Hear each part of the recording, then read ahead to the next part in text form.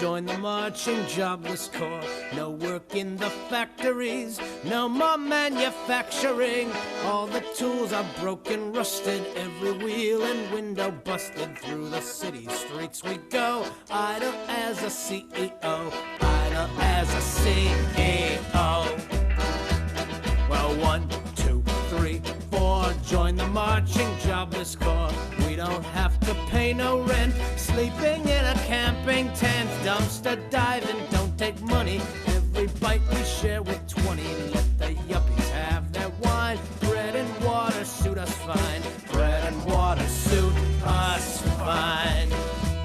Well, 1, 2, 3, 4, join the marching jobless corps. Worked and paid our union dues. What did years of that produce? Houses, cars, and other shit for the rich's benefit. What do workers get for pay? Hungry, broke, and thrown away. Hungry, broke, and thrown away.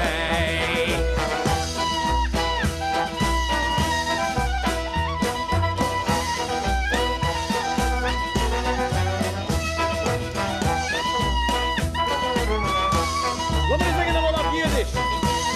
Não está aqui nada problema. 1, 2, 3, 4 Arbeitslose seien wir. Nicht gehört Chadoshim lang in Fabrik dem Hammerklang. Es liegen Keilen, kaum vergessen's nicht. Der Jabber sei schon fressen. Gehen wir herum in Gas, wie die wir im Pust und Pass, wie die wir im Pust und Pass. 1, 2, 3, 4 Arbeitslose seien wir. Jahrelang die Arbeit schwer und geschafft als mehr und mehr. Hat der Schlösser, Städten, Länder, Fahrer, Heifel, Fahrfänder, unser Leun, der Fahr ist los, ungerneut und arbeitslos, ungerneut und arbeitslos.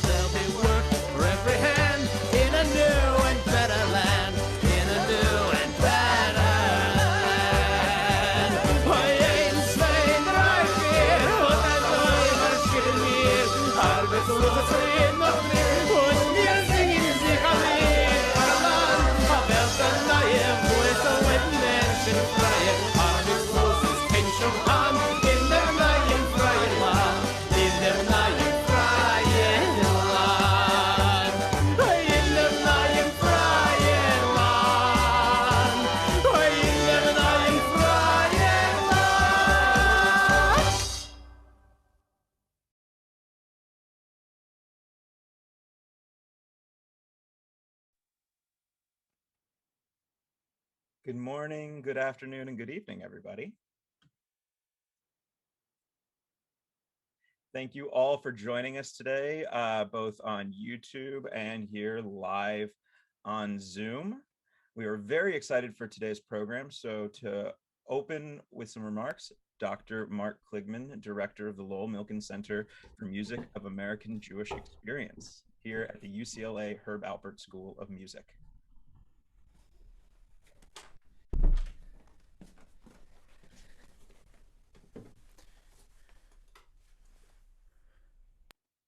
Oh, Mark, you're muted.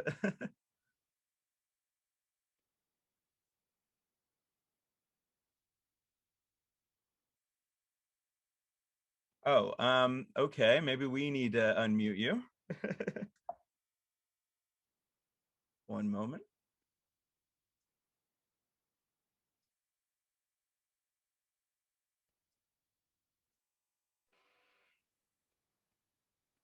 Hello, thank you all for joining us. It's so good to be here, and we look forward to a truly, truly wonderful program. My big thanks to everyone who's really helped to make today's event possible. A more formal introduction and thanks will be given by our Associate Director, Dr. Lori Black.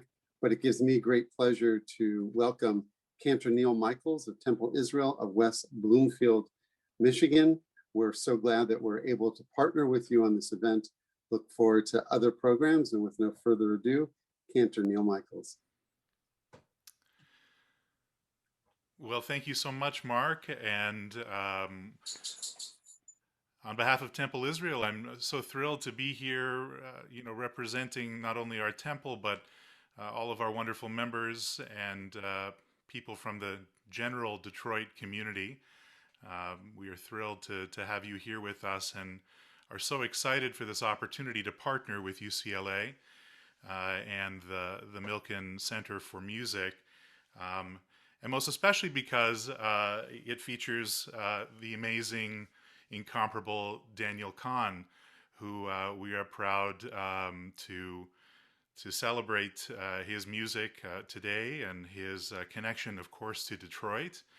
And I just wanted to share maybe one brief memory of Daniel, which I hope doesn't embarrass him too much, but in the summer we do these beautiful Shabbatot outside by our pond, overlooking the pond, and for the whole community, 1,000 people will come out.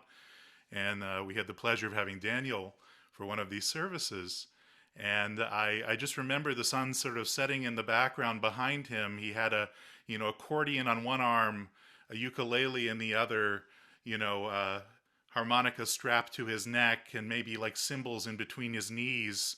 And with the sun setting in the background, he began to sing this song that, immediately kind of penetrated our souls. And there was such an aura around him, of the sun going down and his beautiful music making. And it's a sort of an indelible image kind of implanted in my brain. So thrilled to hear some of his music again today, and to again be a partner in this with all of you. So without further ado, I'm going to turn it over to our host for today, Dr. Lori Black, Associate Director of the Lowell Milken Center for Music, the American Jewish Experience at UCLA. And thanks again to you and Beth, Lori. Thank you so much. It really is wonderful to have, these partners come together and be able to create something that's greater than the sum of its parts, and partnering with community organizations and synagogues is something very special. So thank you again for being a part of this, Cantor Michaels and Ellie and Temple Israel. So hello and welcome to the Jewish Music Masterclass series produced by the Lowell Milken Center for Music of American Jewish Experience at the UCLA Herb Alpert School of Music. We are thrilled to have you join us for music and conversation with our guest, the Yiddish troubadour Daniel Kahn. To make sure that you know about all of our programming related to music of the American Jewish Experience, please make sure you're on our email list. You'll find the link in the for the mailing list in the chat, or simply do what I do and Google UCLA Jewish music, and you will be the first thing that pops up. We have several really interesting programs coming up in the near future. On February 21st at 11 a.m., we will be hosting a book talk with the author Ruthie Abelievich, and the book is entitled Possessed Voices, Oral Remains from Modernist Hebrew Theater. And this is an opportunity to both hear about the program and directly interact with the scholar and learn more about what went into it. On February 23rd at 5 p.m. PST, we will be featuring a program with Zalman Malotek, music director of the Volksbühne, and also one of the masterminds behind the creation of the Yiddish Fiddler on the Roof. And he will be taking us through what went into the creation of Yiddish Fiddler on the Roof. Oh, forgive me. And so with that, I would like to tell you just a little bit about our performer today. And unfortunately, my window just closed. One moment, please. Forgive me. Here we go. And I should also, forgive me, I forgot to mention that our Jewish Music Masterclass series has another in the series on March 2nd at 5 p.m. featuring the great Klezmer clarinetist David Krakauer. So now Daniel Kahn, a founding member of the Painted Bird, the Brothers Nazaroff, Zemer Ensemble, Bulat Blues. His duo with Soy Korolenko, the International, has recently released the third and fourth International, two collections of revolutionary and apocalyptic mischief songs. As a theater artist, he works frequently at Berlin's Gorky Theater, originated the role of Perchik in the hit Volksbühne production of Fiddler on the Roof, played Biff in New Yiddish Rep's acclaimed Death of a Salesman, and was featured in From Shtetl to Stage in Carnegie Hall. His critical and poetic writing has appeared in such publications as Jewish Quarterly, Die Zeit, A Symptot, and Smithsonian Folkways. Academic presentations and performances include Oxford's The Art of Cultural Translation, UI Chicago's Deutschheit, Diaspora, and Borderlands, and the upcoming Yiddish in Translation in Paris.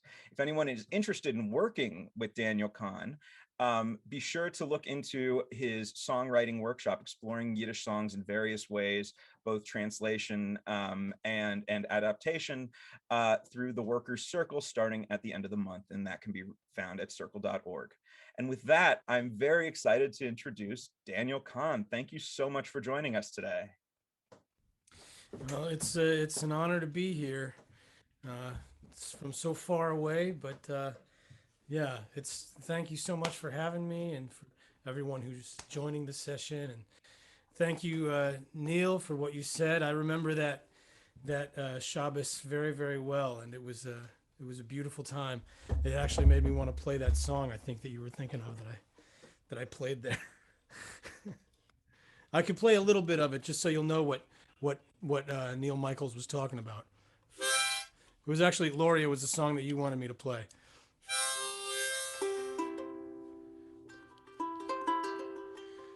Nit such mich wo, die mireten Grinen, gefinst mich dort nit mein Schatz. Wo Lebenswelten bei Maschinen, dort is mein Ruheplatz, dort is mein Ruheplatz. Don't look for me in nature's greenery, you will not find me there, I fear, where lives are wasted by machinery. That is where I rest, my dear. Don't look for me where birds are singing and chanting songs find not my ear, for in my slavery chains are ringing. Yes, the music I do hear. Wann liebst du mich?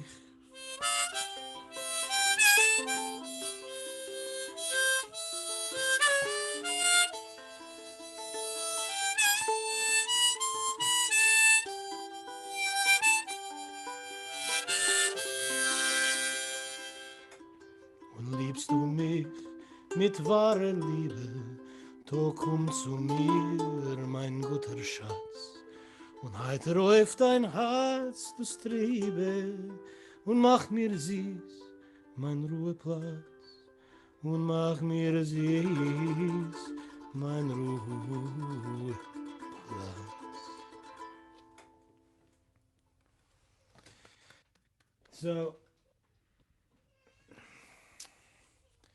So that was a song called Mein Ruheplatz. It's a fairly well-known American Yiddish song written by Morris Rosenfeld about 106 years ago.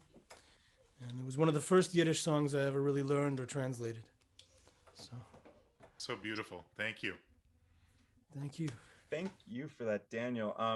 You couldn't have set me up more brilliantly for some of the questions I have, but you know, that song really, one of the things that, you know, why it speaks to my neshama, and why I imagine to some degree it speaks to yours, and more, you know, more largely to what you do, is your music really represents a connection between modernity and the past. You know, this meeting of like what what we do now in Yiddishkeit and what was Yiddishkeit. And I was wondering if you could just talk a little bit about where your deep connection to the Yiddish world comes from, and how in a song like that, how you make those connections. Well, thanks for asking that. My my engagement with Yiddish started relatively late in my life. I grew up, as Neil pointed out, in the Detroit area, going to Temple Israel. I had a Jewish education. I was bar mitzvahed there. I became involved actively in the local professional theater community when I was still young, um, working a lot at the Jewish Ensemble Theater, headed by um, Evelyn Orbach, Olia Sholem. And so I had a sense of Jewishness as a cultural identity, as well as a religious or ethnic or historical identity. But the Yiddish language, Yiddish music, Yiddish song, Yiddish culture was not a part of that education. And so when I discovered these great songs, these songs which, even though they're 100 years old, some of them, I consider them thoroughly modern. Um, I consider them completely contemporary and relevant. Uh, I'm not particularly interested in the past per se, um, only insofar as the past is not past. Uh, um, to paraphrase William Faulkner, I guess. The in Yiddish you would say Vergangenheit. A great Yiddish poet, Avram Sutzkever, called it the Vergangenkeit, which was a kind of neologism, mixing in the word of past and chain.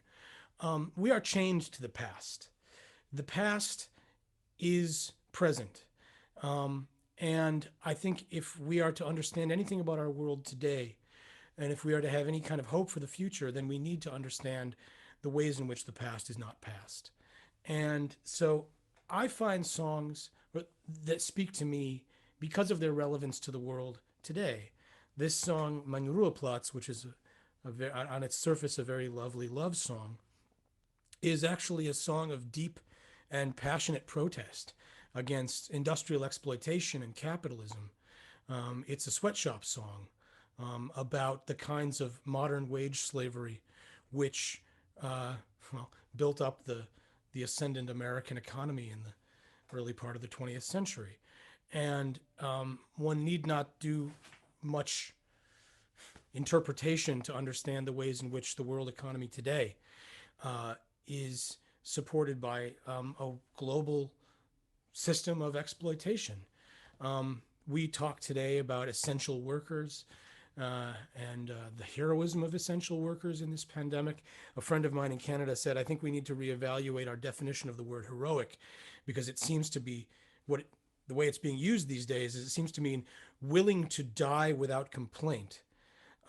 We put people at risk because we don't want to change our lifestyle and inconvenience ourselves. And we are literally sacrificing human lives on the altar of the economy.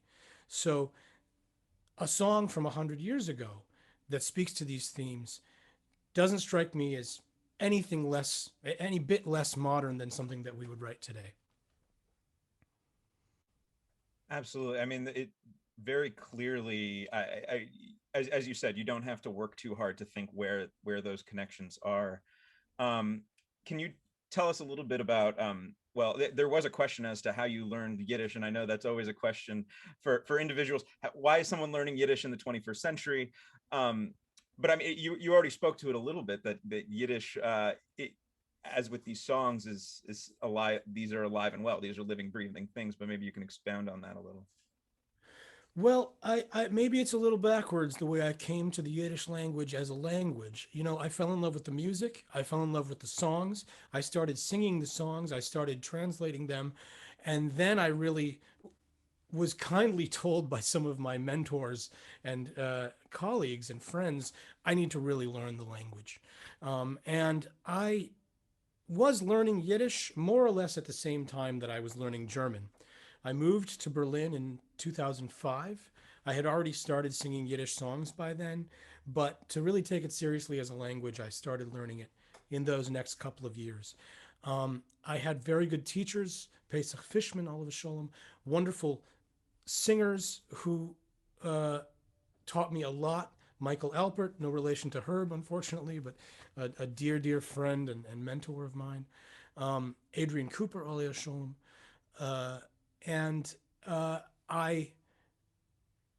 In 2008, was the first time I took a real serious course. I went to the YIVO summer program in New York, and that was when I really learned Yiddish as a language, and I'm still learning it. I would never claim to be a fluent Yiddish speaker.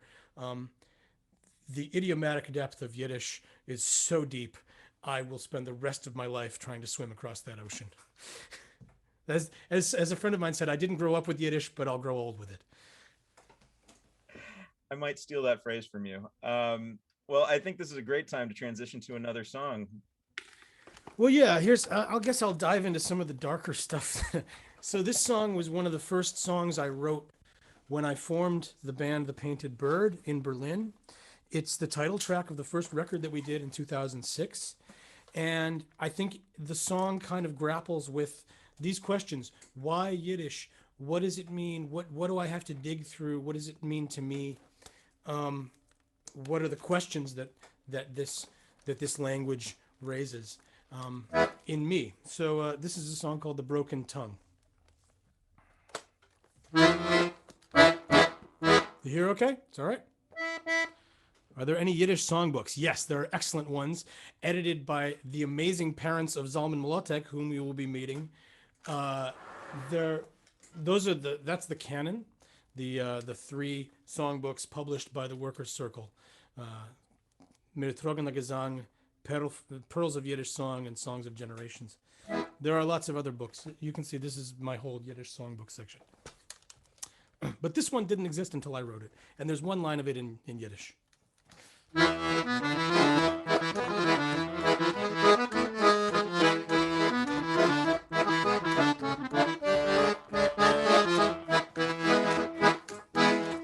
Now you who gather joyfully beneath the festive lights and warm each other soulfully with all of your delight, take not too much comfort in this song. For what you choose to elevate from what was cast below is but the tidal whimsy of the seas you do not know, and may well turn asunder before long. A beauteous sound, a diamond I had found, a diamond I have found beneath the snow, buried in the ground, neath a ruddy mound where nothing grows.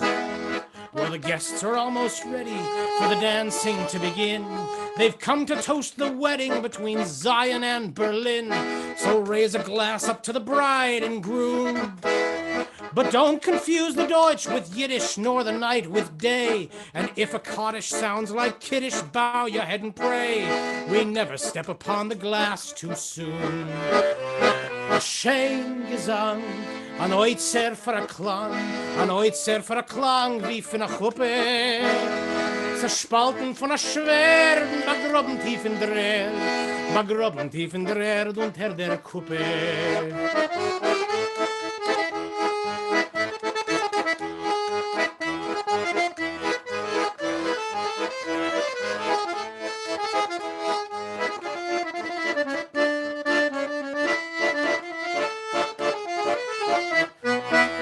Singing broken melodies to songs in broken tongues cannot erase the memory of bells already rung, nor can it unring the ones we hear. So let the broken birds return upon their painted wings. Let the broken words be burned unto the songs we sing, for not a note is new unto our ear. A Schein Gesang, an Oitzer für a Klang, wie von a Chuppe. gespalten von a Schwer und begroben tief in der Erde, begroben tief in der Erde unter der Kuppe. A beauteous sound, a diamond I have found, a diamond I have found beneath the snow, buried in the ground, beneath a ruddy mound, beneath a ruddy mound where nothing grows.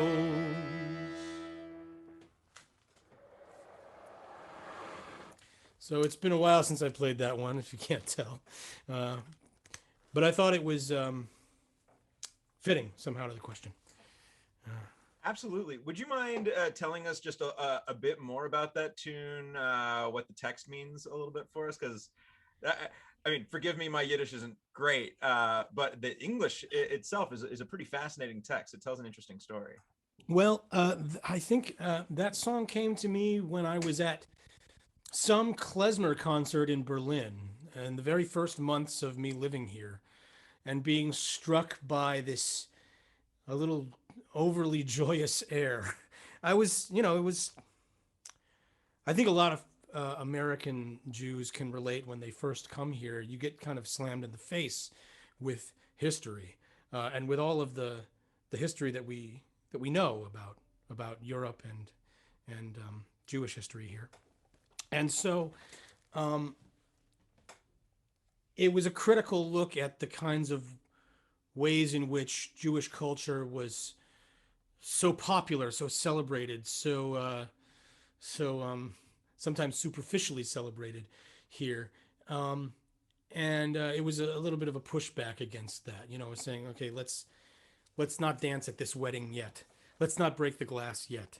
Don't confuse the Deutsch with Yiddish, nor the night with day. And if a Kaddish sounds like Kiddush, bow your head and pray we never step upon the glass too soon. And this was a critical feeling that I had, not only about attitudes coming from a non-Jewish perspective, but from a Jewish perspective as well. And bear in mind, I've lived here for 16 years now, and this was from the first months of living here.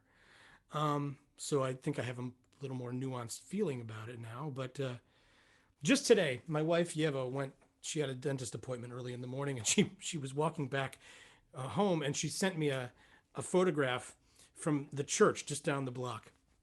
And I'll try to translate this in my head, but it basically said something like, Judaism and Christianity, closer than you think. And then it said Purim, ? Carnival, ? And then it had this little text saying like, Purim, the Jewish holiday celebrating a time when Jews were saved from a state pogrom genocide, and it celebrates this every year. And then Carnival, a time before Lent when all the moral, rules of Christian society are turned on their head. And I thought, and then it's sort of like equating these two things, and and I thought, what a bunch of bullshit. I mean, this is such tone-deaf bullshit. And then I went on the website. It's hashtag Beziehungsweise, which means they're trying to make a play on words. Beziehungsweise literally would mean relatively. It's relatively, or it means many different things actually. But what it means is like, the play on words they're trying to create it has to do with building the relationship between Jewry and Christendom or whatever. And but it also could mean Judaism beziehungsweise Christianity. It could mean that Judaism meaning Christianity. It's a very weird equation. And sure enough, this program was also supported by the Central Council of Jews in Germany. So this is a two-way road of oversimplifying things, and it really turned me off. It's really interesting, and I mean I've very limited time in Germany, but it is kind of an interesting. It is interesting how Jewish culture is expressed in a very different way from the United States, and it is celebrated in a very different way. I wonder, because you've been there so long and you've kind of been at the heart of what the Yiddish resurgence, Klezmer revival, what have you, in Berlin has been. I wonder if you could speak to what you think, why you think Berlin is a heart of this, one of the hubs. Well, okay. Yeah, I get this question a lot. I've gotten it for years going back and forth to the States. And, I totally understand this. I see that some folks here have asked, why Germany? Why Berlin? So the short answer is I moved to Berlin and I stayed so long in Berlin because I really love this city. It's a wonderful city. It's a world city. It was an affordable city when I moved here. And the ability to live as an artist in a city that doesn't require you to be rich and come from a lot of money is a real blessing, which I was not able to find in the major cities of the United States when I lived there. So it was a space where I could explore myself and my work as an artist without needing to do something that I didn't want to do for a living. And I was able to build up a career here as a musician and as a theater artist that was continually surprising and interesting to me. Nevertheless, I'm not ignorant of the ironies and difficult questions that come up by being an artist in Germany, exploring very publicly different modes of Jewishness and Jewish history and Jewish identity. Having said that, Berlin is one of the largest Jewish cities in Europe. There are tens of thousands of Jews in this city alone, and over 100,000, if not more than that, in Germany. And these aren't all, a lot of them came from the former Soviet Union. A lot of folks came from Israel. A lot of folks came from the US, from other places. There is a vibrant and diverse collection of Jewish cultures in this town. And I have a community here of folks who I collaborate with on theater projects and music projects. And I feel truly at home here. And not all of those people are Jews. This culture, this musical culture, and this linguistic culture, and this Yiddish culture is a world culture. And that means that it is open to contributions and collaborations and I have to say some of the most deep, creative, inventive, brilliant, and open menschlich Yiddishists that I know and Yiddish musicians are non-Jews. And that's not only true here, that's also true in New York, it's true in Montreal, it's true in California. This is a world culture. And, I grew up in Detroit where the music that still speaks most directly to my soul is African-American music. And I love rock and roll, I love jazz, I love hip hop, I love soul music. And by no means, there were certainly a lot of white people involved in making, producing, and creating those musics, although it is African-American music.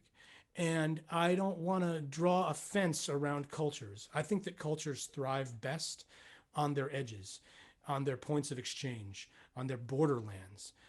Yiddish itself is a language that always existed in tension with, in contact with, in neighborhood with other cultures and languages. And that's one of the things that turns me on about it. And so Berlin itself is a meeting place. I met my wife in Berlin. She came here as part of a Russian or Soviet Jewish family in the 1990s. I work with so many folks from the Middle East, from North Africa, from the former Soviet Union, from Eastern Europe.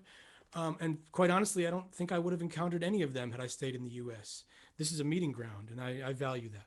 That's amazing. Well, with that, do you want to go ahead and move on to your next tune? Sure. What was it? Oh, yeah. Okay. So here's this is a song that I wrote here some years later. It's another song about moving around and that asks some questions. Prepare yourself to swallow all your diamonds and your rings and all your ticky, shiny, windy things. Don't scare yourself. The photos in the newspapers are blurred. The radio is broadcasting a word. Beware yourself. The neighbors aren't neighbors anymore. They're leaning with a glass against your door. Take care of yourself and hoist into the air your disbelief. Just go ahead and give yourself relief. Get ready for your inner emigration. Get ready to be alien inside.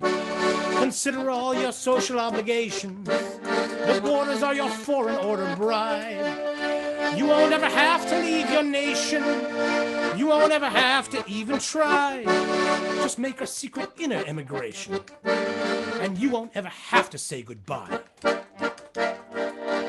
Well, Hannah was at home in the Berlin cabarets of 32. But in 33, the weather turned and the brown shirts all turned loose, and the rumors, they were bad. Her Sozi lover Alex was getting scared. You see, his name was on a list for having red friends and brown hair, and he wanted to get out. Hannah could have gone with him to his family in Ukraine, but instead she took a walk out in the rain. Through her Berlin, she thought about how this weather, it'll pass. Anyway, things had always worked out in the past. So she made a kind of inner emigration.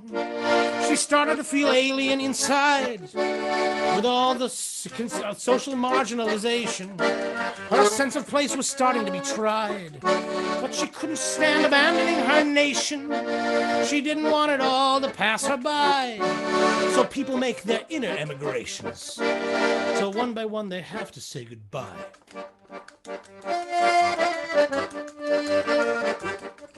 Well, Sasha had heard about the immigrazia, and the talk wasn't just in the family anymore. In the Kharkiv streets, there was a kind of thaw. "We're going home," said old Saminsky when he filed his application to leave, and his Anya already had family in Tel Aviv. But Sasha wasn't sure. 200 years among Slavs being called Hebrews, he knew they'd only be called Russians among Jews. And on the Prospect Lenina autobus, he heard that Saminsky had lost his apartment, was being denied his pass. And anyway, this weather seemed like it was never going to pass. So he chose to make an inner emigration. He chose to keep his alien inside. With all the bureaucratic frustrations, he chose to keep his status bona fide. And what's the bother finding a new nation? A border isn't art, it's just a frame. So people make their inner emigrations, 'cause the Holy Land and exile are the same.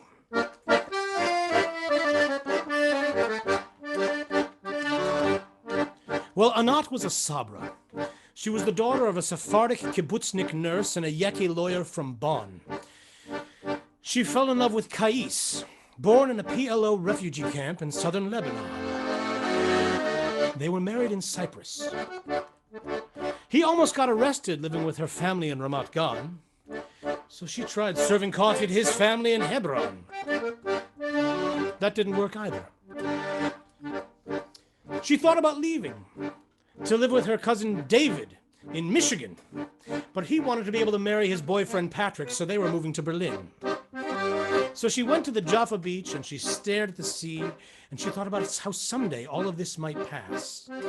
But until then, she needed to find some way to make Kais pass. So should she make an inner emigration? Tell me what you think she should decide. Considering the couple's situation, she'd be better off as someone else's bride. But she and he comprise a kind of nation, the kind we build inside when we're alone. But if these two just make inner emigrations, then they'll only have a home when they're at home. Now compare yourself. What does all this have to do with you? How does your experience ring true? You're aware yourself. Are you really suffering anyone's regime? Aren't you free to follow every little dream?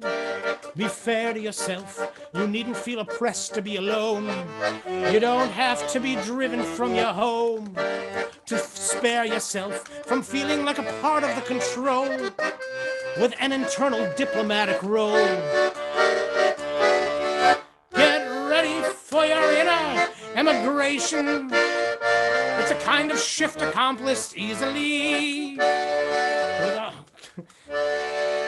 just make a kind of inner emigration. It's a kind of shift accomplished easily. We all have made our disassociations, whether on the job or in our families. And what's the bother finding and what could be more irrelevant than nations? Where everywhere you go, it's buy or sell. But if we all make only inner emigrations, then everything will only go to hell.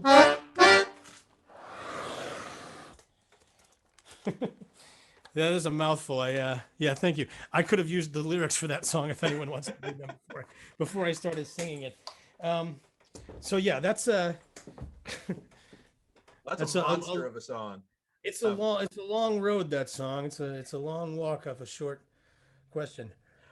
Absolutely. I mean, there's no, in my opinion, this song deals with like the core question of this entire masterclass, which is connections of, you know, one's Jewish identity to one's artistic creation.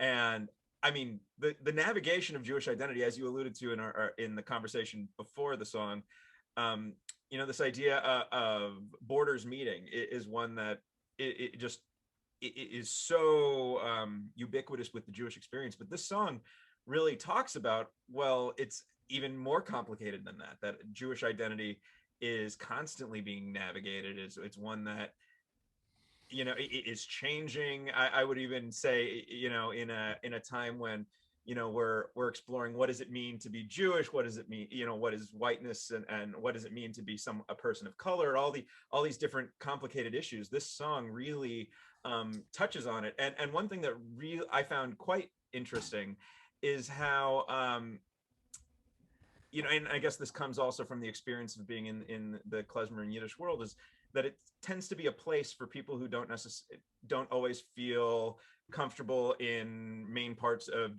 the Jewish experience. I mean, I know this is a lot, but I'm curious if you could just tell us a little bit more about, you know, what went into the creation of this song. Are these real stories that you're telling, or, you know, how did you conceive of them? One of them, actually, one of them is based on some friends of mine. I won't say. Well, it's obviously the fourth verse, the Palestinian Israeli couple, is loosely based on a couple of friends of mine who live in Vienna now. I don't know what was going through my head. I had been reading a lot of Hannah Arendt. I had been thinking about modes of alienation, Brecht's Conversations in Exile. I mean, it's a long time ago that I wrote that song, probably about 10 years ago. And it's on a record of mine called Lost Causes. I think, yeah, and in the years since then, certain parts of it have thankfully become obsolete. You know, the fact that someone would have to leave the United States in order to have a same-sex marriage has thankfully changed, and I just sing it the old way because I didn't want to rewrite it. But you know, these things have a way of changing overnight. You know, we see that now, how fragile institutions that we take for granted are facing the growing tide of a kind of proto-fascism, a kind of populist ethno-nationalism, which is ironically a global. This kind of ethno-nationalism is a global phenomenon right now. It's a historical phenomenon, and songs that my band and I were recording 10, 15 years ago about these issues have gotten so relevant that to perform them is almost redundant. And I find myself wanting to perform other things. Well, it's funny is, like, aside from the line that you alluded to where you didn't want to change it, that song could have been written yesterday. It really, I you know, it felt like it really it hit on so many very, very very contemporary issues, even if this was written 10 or 15 years ago. Well, thank you. I think. I mean, no, I mean, yeah, I know that's kind of a mixed bag of a compliment, but I hope you understand that, you know, sure. when a song can speak to universality like that. Well, let me do another song that's Sure. explicitly about universality, if we have time for it. I'll try to drive through it a little bit, because this this I'm seeing just some of the comments people are writing. It's great comments here. I wish I had time to like address all of them. Unfortunately, my songs are too long. The the So with inter-immigration, there is certainly a sense of the ways in which these predicaments of belonging and alienation are thoroughly baked into one's historical predicament, one's moment, one's class and geographic location. And these modes of Jewishness, these historical Jewish identities, are filtered through those experiences. And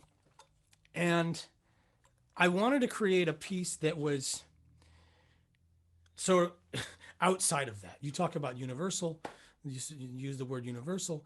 So this is a song which I created somewhat ironically in the context of a theater production 11 years ago.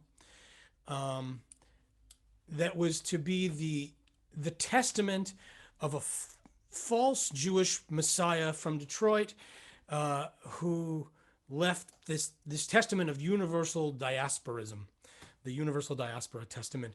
And his name was Adam Spielman in this play.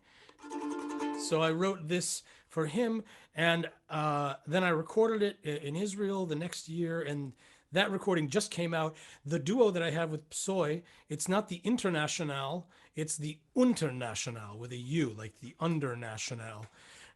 That's our duo, and we have 3 albums, the first International, the third International, and the fourth International. And this is on the fourth International, which just came out last fall, even though I recorded it over 10 years ago.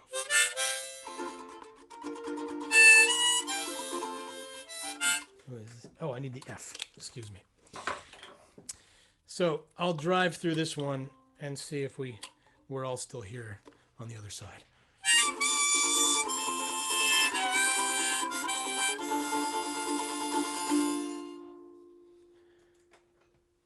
All you drunken chicks are sweethearts with your bloodshot eyes of blue. All you border-crossing feglich who've been quarantined for flu. You lost exilic aliens, you migrant mongrel stew. You needn't feel verloren, you don't have to be blue. Just climb aboard this ark of ours and join the soggy crew. It's a diasporic politics, it's a reconstructed you, with permeable borders in between the old and new. It's a way to hide away what they would take away from you. Forget your God and country and your revolution too. It's possible for you to leave the many for the few. It don't matter if your daddy is from Poland or Peru. Your blood might come from Turkey or Detroit or Timbuktu. Your language could be Farsi, Sanskrit, German, or Zulu, though it wouldn't hurt to learn a word of Yiddish, Efshar too. Come on, we've got some wandering to do. So bring out your Jew, bring out your Jew. You may have a Jew inside of you. A Jew, a secret little Jew. A secret Jew is buried inside you. Well, my definition here could use some explanation, true. You have to ask yourself just what I mean when I say Jew. Well, the Jewishness concerning us should not be misconstrued. Blood and land are things with which it doesn't have to do. Religion is a matter most irrelevant here, too. I talk about a kind of other hiding inside you, but I mean it as a question, not an answer to your blues.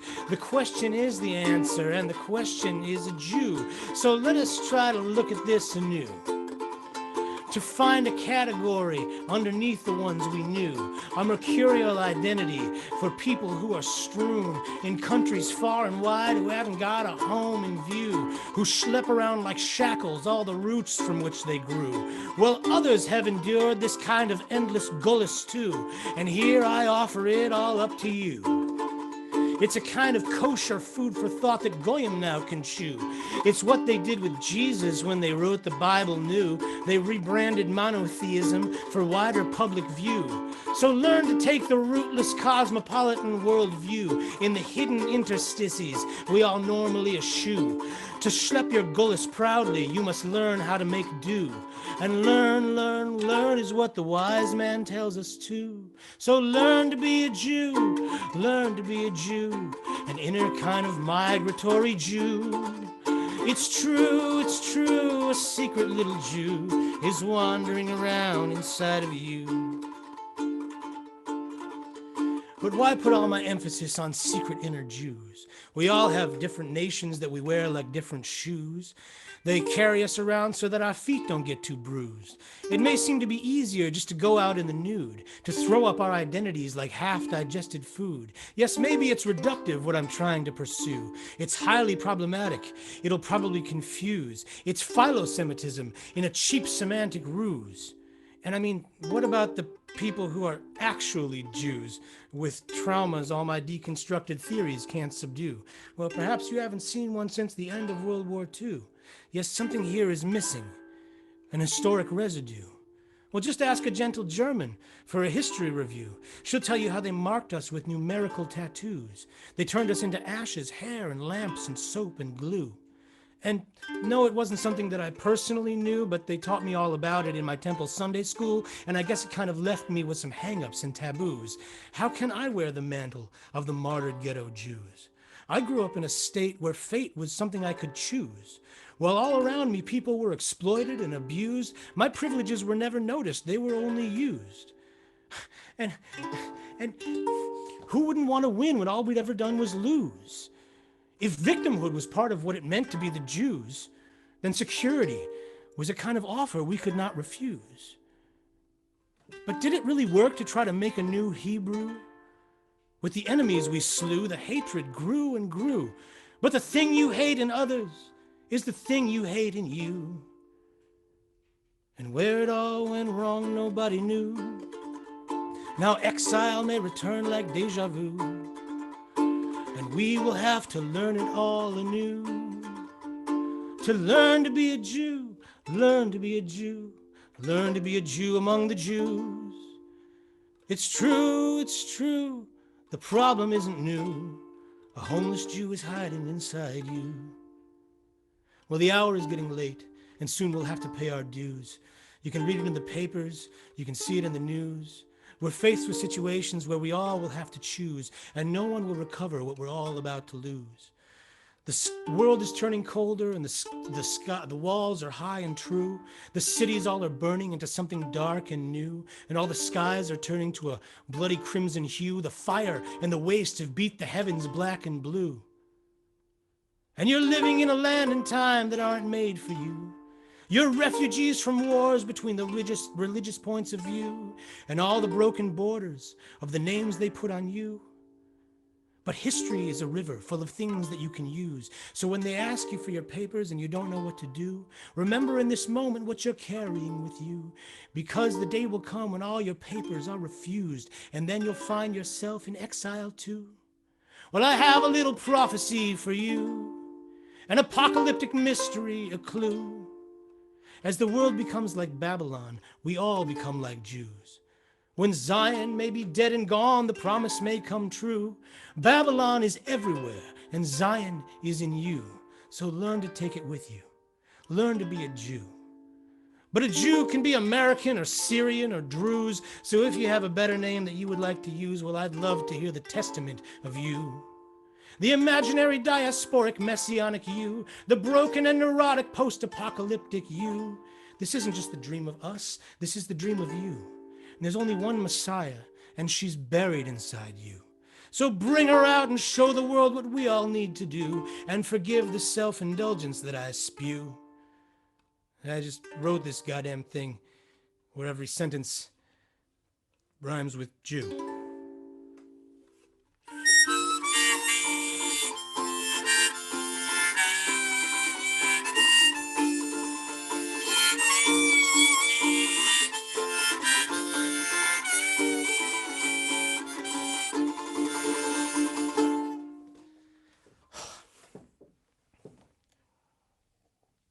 Wow. Yeah. Thank you. That So- one is conquering a beast. Yeah. I couldn't think of any other rhymes. There was an earlier version with the word poo in it, but I got rid of that. Well, for what it's worth, it really is truly fantastic. I think I'm probably speaking for just about everybody on this call when I say that one is astonishing. And Don't speak for anyone besides yourself. I've Yeah, been exactly. booed off stage because of that song. I'm sorry. For anyone that I offended that is currently on the Zoom call, I'm sorry. It speaks to me and I love it. And I just love hearing you do it. So thank you so much. The question, the title of the song, it is The Jew in You. And there is a fabulous video of it also on YouTube. Check it out. Very easy to find. Daniel Kahn, The Jew in You. So I can't believe that we have gone through 50 minutes. This is insane. I've just been loving it. So I would say now would be a great time to open it up for some questions, and then maybe we close with one more song afterward. Sounds good. Fabulous. And I will also say there have been so many wonderful questions coming in through the chat. If we don't get to your question, I apologize sincerely ahead of time. There are so many of you, and we want everyone to get a chance to ask your questions. We can't get everyone. So go ahead and feel free to put your questions in the chat or raise your hand by using the reactions button, and you can ask directly. So here's a question from Tegan Roberts. Okay. Is there a reason for no second International? Also, I thought the video for the song was really interesting. I'm wondering how the setting was chosen and whether there's any significance to the ghost name tag on your vest. Oh, wow. Okay. I have nothing to say about the Second International. It's not that it doesn't exist. I'm just not going to talk about it.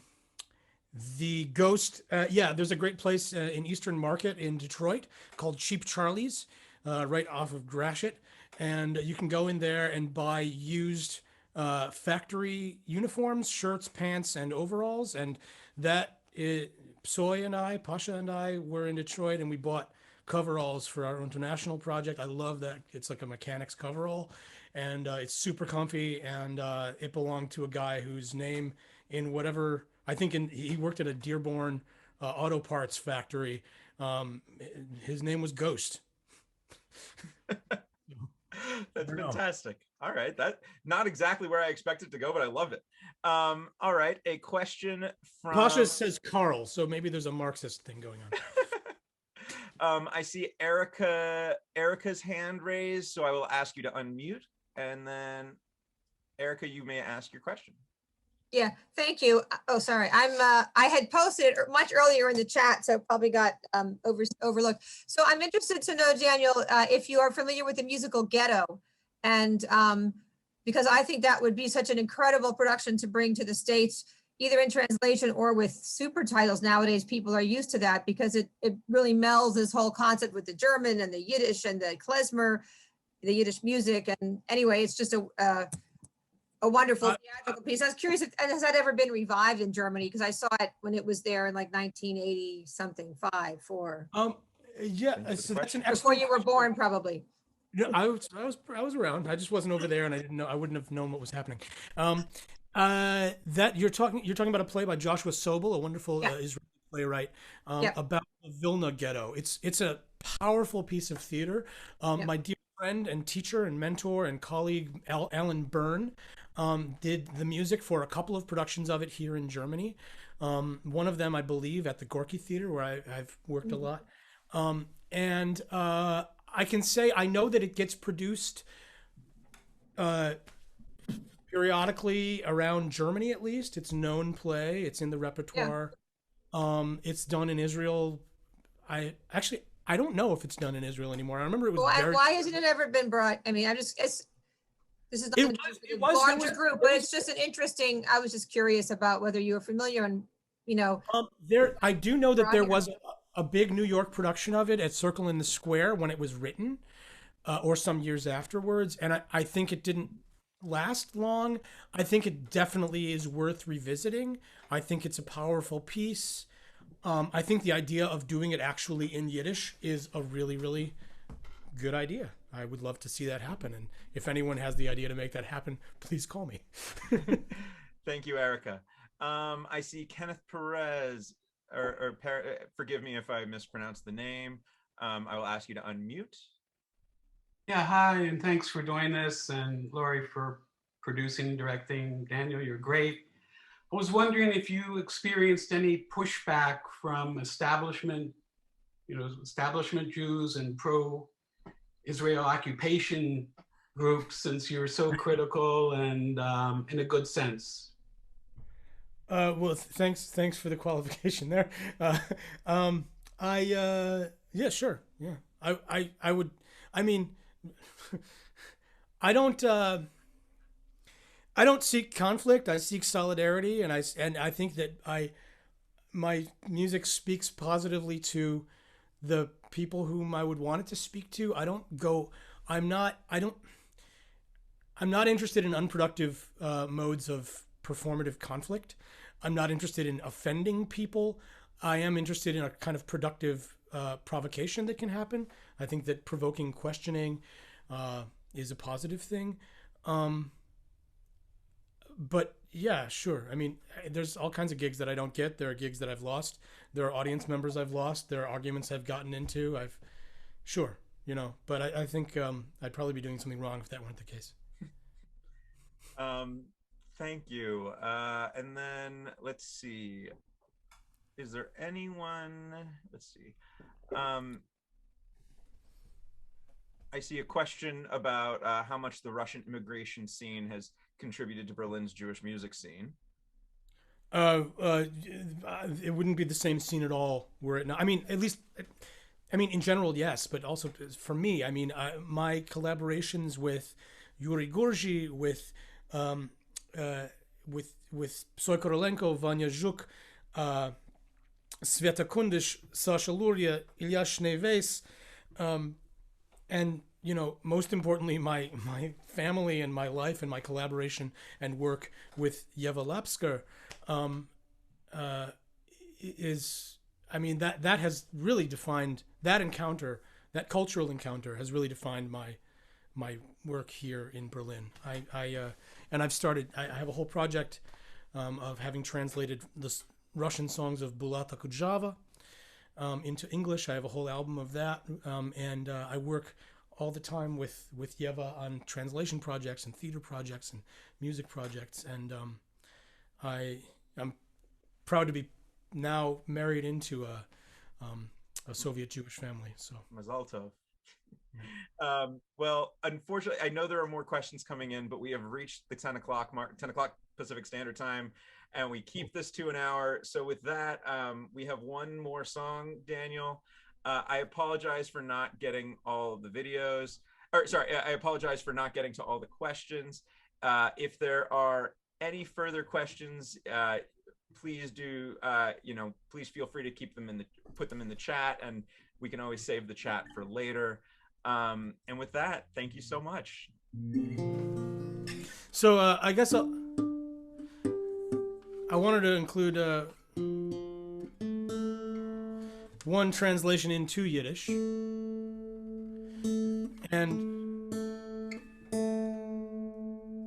this is a song which what I'd like to say about it is that it was a Yiddish song before it was written in English originally, and some years ago, when the idea of translating this song into Yiddish was brought to me, I really tried to think of it like a reverse translation, like trying to uncover the Yiddish original. It's deeply Jewish in its imagery, which hasn't prevented it from becoming, ironically, a kind of schmaltzy Christmas favorite for all kinds of singers all over the world. And I always kind of felt maybe people shouldn't sing this song anymore, but I enjoy singing it, and it's a good way to end this stuff here, this collection of songs that I did tonight, because I think it brings us back to something that's a little more spiritual, a little more rooted in liturgy. And I say this as a committed secularist, but the song calls for it. So I wish everyone, gesinnt und koyach, health and power in this time. And I want to thank Lori for all of the amazing questions and for bringing me into this, and again, Neil Michaels and all of you for your wonderful questions and your thoughtful comments. And I haven't seen anything that was really aggressive or unthoughtful or in the comments, but if that was there, I want to thank you for that too. But yeah, so this is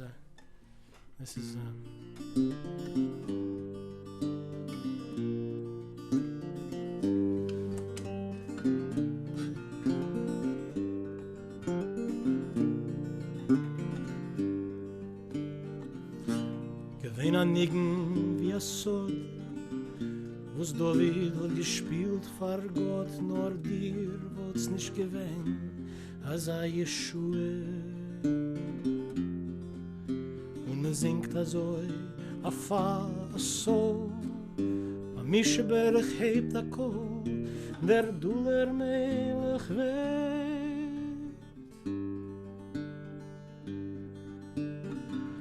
Deine Munde ist geworden schwach, Bascheve bot sich auf dem Dach, ihr Chein und die Levone, dein Refuhe. Und sie nimmt dein Guff, sie nimmt dein Kopf, sie schneidet von deiner Haar, a Zop und zieht von Moel herab, a Halleluja. O Teire, ich kenn dein Stil, ich bin geschlafen auf dein Deal, ich hab kein Mal nicht gelebt mit Asatz nur. Und ich seh dein Schloss, ich seh dein Fon, a Herz ist nicht kein Melechs Thron, es ist a kalte und a kalle Halleluja. Und wie mal, to sag mir ois, wo's tut sich dort in dein Scheuß, to wusch darfst sich schämen wie a Psule. Und gedenk, wie ich hab in dir geruht, wie die Schiene glut in unser Blut, und jeder Atem tut Halleluja.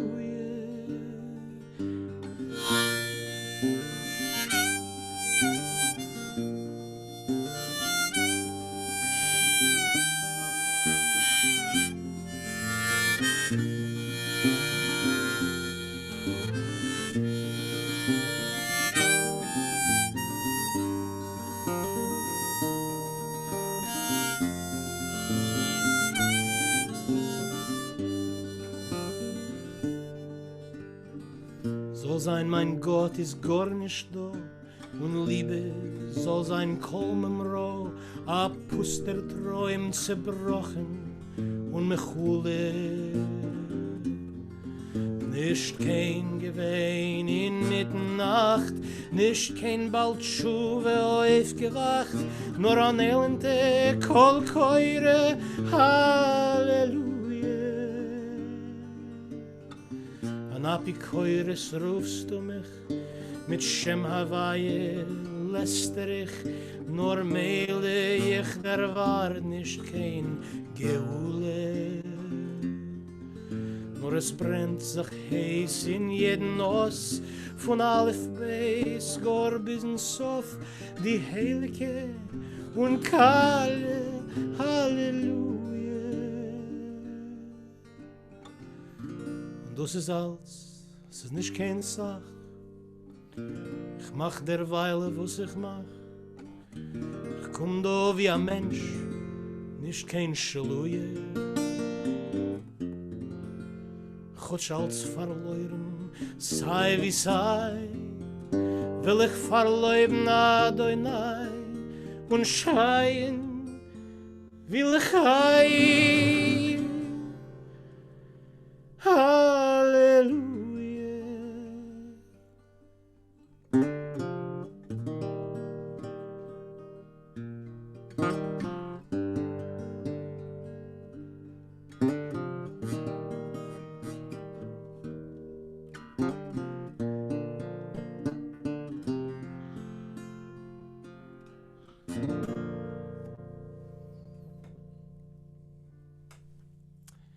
Seid ihr gesund und stark. Schönen Dank euch. Wow. Well, with that, on behalf of everyone in this Zoom room, hartstigen schönen Dank. That is an amazing way to move into the week. And with that, just on behalf of the Lowell Milken Center for Music of American Jewish Experience, Temple Israel, UCLA Herb Alpert School of Music, and all of us who just love this music, thank you, thank you. Thank you so much. And with I that, hope we can see each other in person.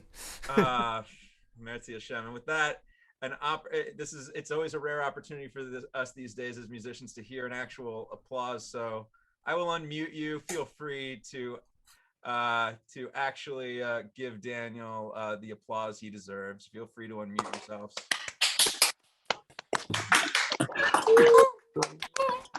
Thank you.